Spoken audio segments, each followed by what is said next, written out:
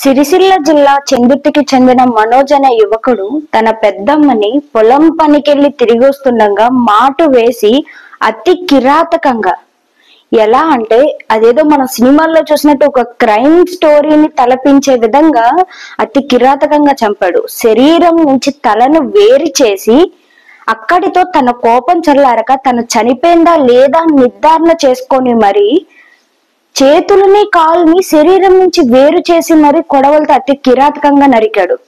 అంటే ఇదంతా చూస్తుంటే ఏమనిపిస్తుంది అంటే అది కూడా తినకి ఇదేం ఫస్ట్ మర్డర్ కాదంట. ఆల్మోస్ట్ గతంలో కూడా వినాయక చవితి సందర్భంలో కూడా ఇలానే ఒకసారి మర్డర్ చేశారు, ఇలానే ఒక కేసు కూడా ఉంది అని చెప్తున్నారు.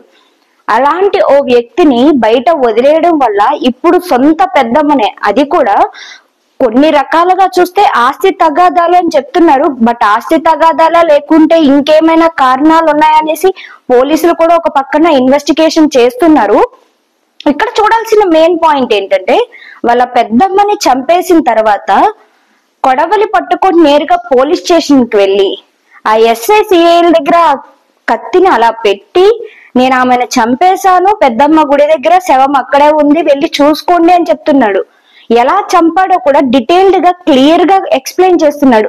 అంటే చూడొచ్చు, నేను చంపాను అనేసి ఇంత ధైర్యంగా చెప్తున్నాడు అంటే తను ఇది కావాలనే చేశాడు. బట్ అది ఎందుకు చేశాడు అనేది మాత్రం ఇంకా పూర్తి వివరాలతో బయటకు రాలేదు. అయితే ఇది మాత్రం సిరిసిల్ల జిల్లాలోని చెందుర్తికి చెందిన గ్రామంలోనే జరిగింది. సో వాళ్ళ పెద్దమ్మనైతే ఆస్తి తగాదాలని కొంతమంది చెప్తున్నారు, ఇంకొంతమంది ఏమో వాళ్ళకి ఎప్పటి నుంచో కొన్ని పగలు అనేవి ఉన్నాయి, దాని వల్ల కూడా ఇలా చేసుండొచ్చు అని అనేసి అంటున్నారు.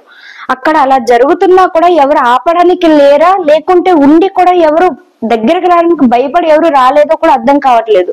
సో ఇలాంటి సిచ్యువేషన్స్ కూడా ఆస్తి తగాదాలు కూడా ఒక రకంగా కారణమనే చూసుకోవచ్చు. ఎందుకంటే అక్క చెల్లి అన్న తమ్ముడు లేకుంటే కుటుంబంలోని అమ్మ నాన్నని కూడా ఎవరు చూడడం లేదు. ఆస్తి విషయానికి వచ్చేసరికి ఎలా అయినా సరే తనది అవ్వాలి అంటే ఏదైనా చేయడానికి ఇప్పుడు ప్రతి ఒక్కరు కూడా రెడీ అయిపోతున్నారు. అంటే ఆస్తి తగాదాలు మనిషిని ఎంత వరకు అయినా మార్చుతుంది అని ఇది ఒక నిదర్శనంగా తీసుకోవచ్చు. గతంలో కూడా ఇలాంటి మర్డర్స్ చాలానే జరిగాయి. ఇప్పుడు మరోసారి ఇది మళ్ళీ కలకలం రేపుతుంది. కానీ ఇంతవరకు హత్యలు చేసిన తర్వాత ఎవరు తినలా అయితే పోలీస్ స్టేషన్ కి వచ్చి లొంగిపోయింది లేదు.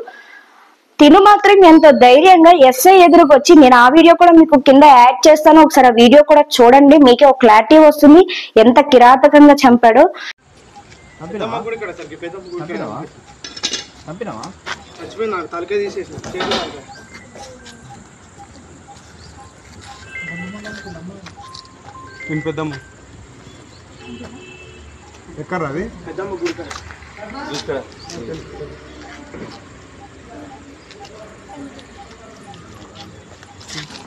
అండ్ అసలు ఈ సిచ్యువేషన్ ఇదంతా చూస్తుంటే కూడా ఇప్పుడు ప్రెసెంట్ ఉన్న సిచ్యువేషన్ లో ప్రతి ఒక్కరు కూడా చాలా జాగ్రత్తగా ఉండాలి. వీళ్ళు వాళ్ళు అని ఏం లేదు, ప్రతి ఒక్కరు కూడా ఎవరిని నమ్మొద్దు దయచేసి. సో ఇది కూడా ప్రతి ఒక్కరికి యూజ్ అవ్వాలి అని అనుకుంటున్నా. అండ్ ఇంకోటి వచ్చేసి తను ఇలాగే గతంలో చేసినప్పుడు కూడా పోలీస్ స్టేషన్ లో మరి ఎఫ్ఐఆర్ బుక్ అయిందా లేదా అనేది కూడా ఇంతవరకు క్లారిటీ లేదు.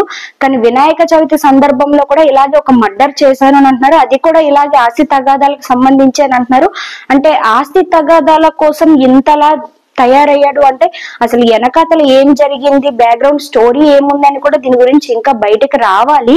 కానీ పోలీసులు కూడా విచారిస్తున్నారు కాబట్టి మేబీ ఈ రోజు లేదా రేపటిలోపు వస్తుంది. కానీ పొలం పనికెళ్ళి వస్తున్న ఆమెని అతి కిరాతకంగా, అంటే 60 ఏళ్ళు ఉంటాయి ఆమెకి, 60 ఏళ్ళున్న ఆమెని అంతలా చంపాలి అని అనుకున్నాడంటే అతను ఎప్పటి నుంచి ఆమెను చంపాలి అని కక్ష పెట్టుకున్నాడో చూడొచ్చు మనం.